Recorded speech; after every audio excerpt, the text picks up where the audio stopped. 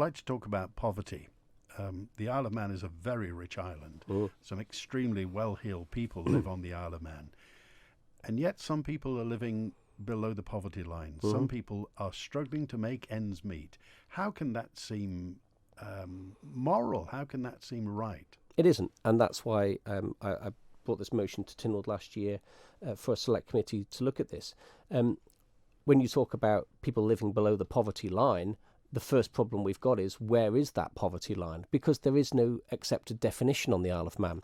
So after a year's work and 500-page report and huge amounts of evidence, we've come up with a recommendation that we should follow the Social Metrics Commission methodology for defining that level of poverty. It's not a simple methodology to follow, but I think it's going to give us a comprehensive view of just how many people are living below what I think a lot of us would consider to be a real poverty line. In America at the moment, there's lots of discussion about capitalism failing the people, in that the difference between the poor in society and the very rich is getting bigger and bigger. And the rich know how to make money. Nobody's saying that's wrong.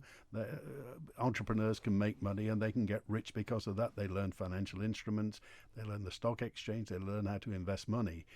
But how do you get the people at the bottom, the people without the skills, the people who don't know how to foster ambition? How do you get, and surely on an island as wealthy as the Isle of Man, we've had non-stop growth since 1984. We've pulled ourselves up by our bootstraps.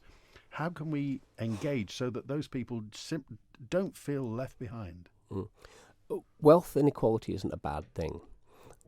Rich people getting richer is not a bad thing. In fact, the Isle of Man is created an awful lot of jobs for everybody else on the back of that notion. Well, someone once said you don't make poor people rich by making rich people poor. Yeah, that certainly would be behind a lot of the thinking that we're doing here. What we are talking about is, where's the minimum standard for people, and how do we make sure that everyone can achieve that? And some of that is about the here and now. Are we doing enough about debt counselling? Are we doing enough about making sure that the housing in the island is adequate, as a fit, proper standard for everybody? And does the benefit system, is it fit for purpose? Are there people that are falling between the cracks? But then there are the longer term issues. Is our education system geared in the right way to make sure that nobody's left behind? Are children in care making sure that are we making sure that they have an equal opportunity as well? They are far less likely to go to university than any other sector. So how do we make sure that we do our best to level the playing field, to make sure that there is a minimum standard that everyone can aspire to? Should we build more public housing? I say the Isle of Man does very well in terms of public housing. We have 6,000 public houses around the Isle of Man.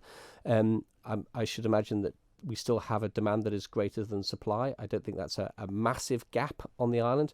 The island did not sell off its council houses in the way that Britain did, and I think they're paying a social cost for that we're not. There's still more that can be done in terms of public and private sector housing on the island, but I don't think there's a massive mismatch out there.